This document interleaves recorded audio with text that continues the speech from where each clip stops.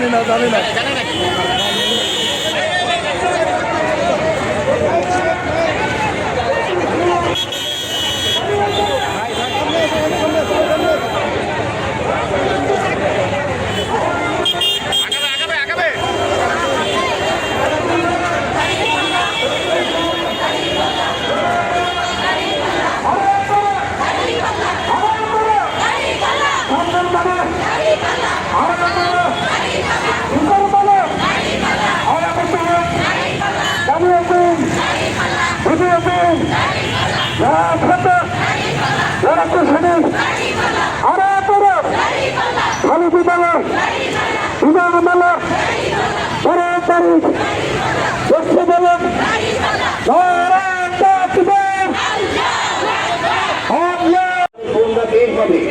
এবং সম্মানের সহিত বের হবে।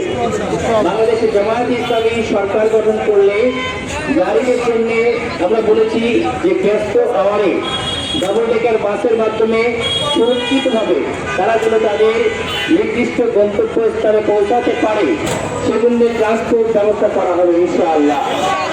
বাংলাদেশের জামায়াতে ইসলামী যদি ক্ষমতায় আসে তাহলে নারীদের যে পৈতৃক প্রদানের জন্য আমরা আজকের এই মিছিলে বের হয়েছি।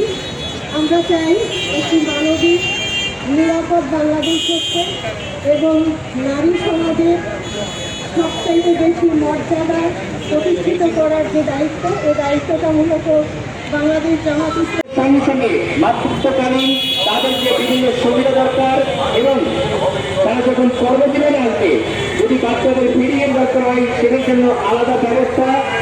বাংলাদেশের জামায়াতে ইসলামী যদি ক্ষমতায় আসে তাহলে আমাদের মা বোনদেরকে এরকম প্রত্যেকটা স্টেপে সম্মানের সহিত সামনের দিকে তাদেরকে এগিয়ে যেতে